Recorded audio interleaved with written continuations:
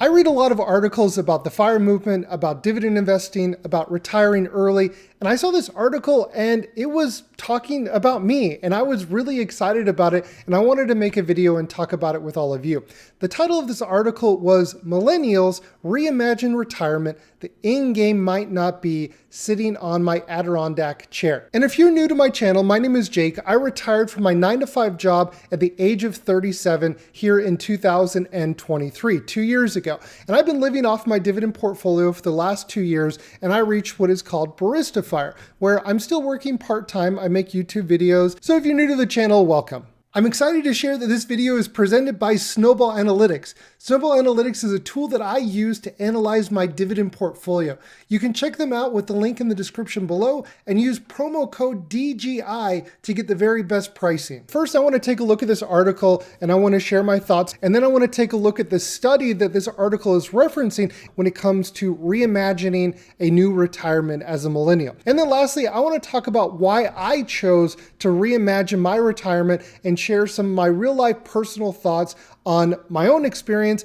and some of the things that are connected and relatable to this article. More than 1/3 or 37% of Americans want a retirement that looks different from previous generations. And this is all based off of a report that they're citing in this article. And that younger generations are increasingly shunning retirement stereotypes of the past where stability and relaxation were the goals. The report said instead, most say they want a more active and adventurous retirement. I remember back when I was a kid, hearing my parents and people that were older and already retired talking about going to school, go to college, get a secure and safe job, do your time, get a pension, and work towards something and enjoy retirement in your mid-60s, right? Once you've accomplished life, you've done it, you've made it. That was the traditional way of thinking, and that is how I grew up. Whenever I would interact with somebody that was in retirement, I never met someone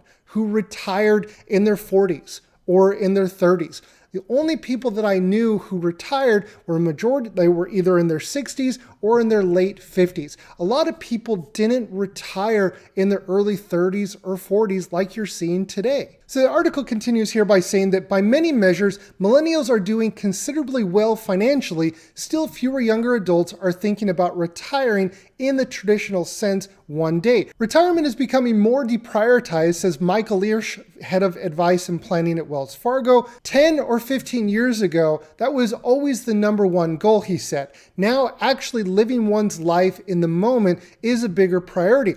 And I think, this has a lot to do with the pandemic. Now, this trend has been going on, I think, well before the pandemic, but I think the pandemic really accelerated that, where people were seeing, this is it, right? With all the casualties and everything that went on during, 2020 and 2021, where people were getting sick and had to quit their job. They were, they reached the end goal, but that was it for them.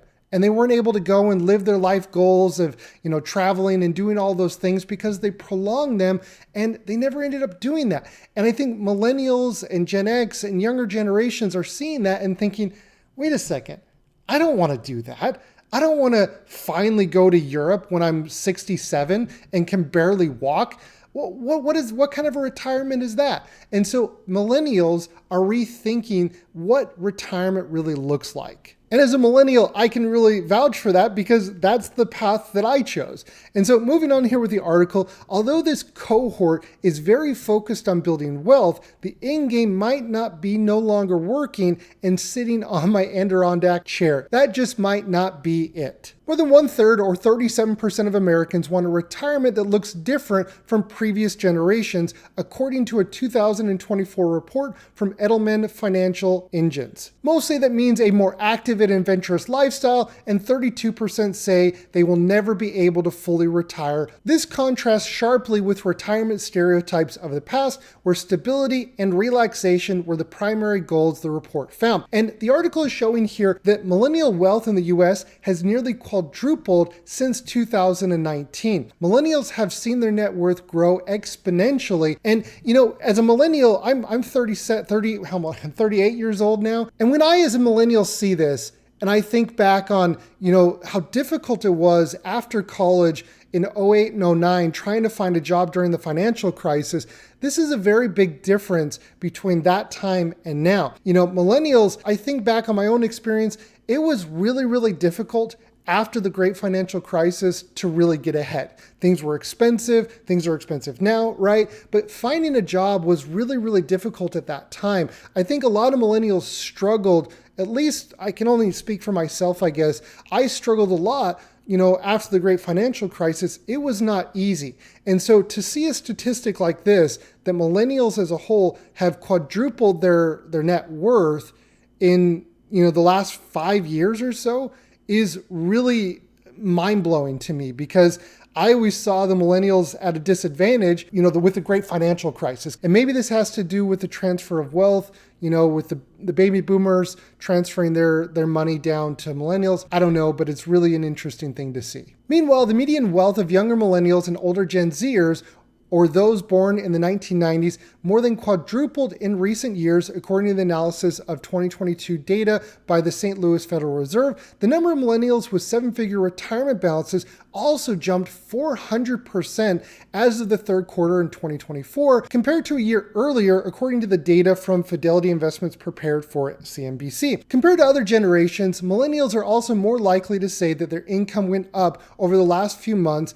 and that they expect their earnings potential to increase again in the year ahead, another report by TransUnion found. Collectively, millennials are now worth about $16 trillion, up from $4 trillion 5 years earlier, according to the most recent Federal Reserve data as of the third quarter of 2024. But a lot has changed for younger generations too, said Brett House, an economics professor at Columbia Business School. What assets millennials have on hand and their relative financial stability is determined by how they shape up against immediate needs, such as housing down payments or emergency medical payments, and their capacity to generate income to replace salaries and wages in retirement amidst the shift from defined benefit to defined contribution pensions, or the elimination of workplace pensions altogether. Most younger adults are no longer getting pensions of any kind, so individuals who enter retirement age are now more dependent on personal savings and Social Security said. So I think this is actually really interesting. With the changing landscape of how jobs are created here in America, it really changes how the future will play out for younger generations. So when you think about this, the rate of U.S. union jobs has fallen to a record low. This statistic here that I'm showing on the screen is from 2019. I think now in 2023, 2024, it was down below 10%. So less than 10% of the workforce are part of a union job. And so fewer people are in union jobs or focused on a career path that don't have the promise of a pension. So people changing jobs is a lot more often, and there's little to no loyalty to employees or to employers. So when you think about it, back in the day when, our parents, talking from a millennial perspective, the whole idea was go get a job at the government, go get a job at, a union job, the post office, something like that, and something that is secured and guaranteed that you're working towards something, you're working towards a pension. That no longer really exists in the masses today. And this creates a you're on your own mentality. And I think people are waking up to this reality, a new reality that they have to make their own path in life, because a pension is not going to really be waiting for the majority of Americans once they reach their golden ages of retirement. So people are really feeling the crunch. Even though the net worth of millennials has hit an all-time high, a lot of people are struggling financially. Many millennials must contend with hefty student loan balances, mortgages, car payments, and childcare costs, in addition to saving for retirement or future college costs. So people are really feeling the cash crunch in their 30s and 40s, and their net worth is going up, but they don't feel like they're getting ahead. And this, you have to look at asset prices of, to get a mortgage, to buy a car. Everything is becoming more and more expensive. And now, especially, in recent history with interest rates historically over the last 10 plus years being so low, and with them now being higher, things just cost a lot more.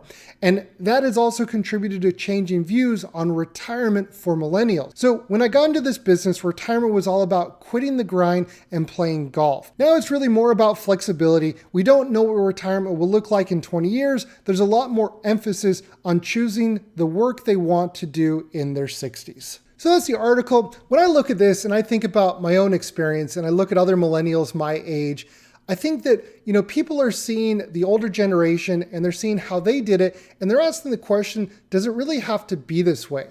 And I watch a lot of fire community, fire movement videos, read a lot of blogs and articles about the fire movement because it just genuinely really interests me.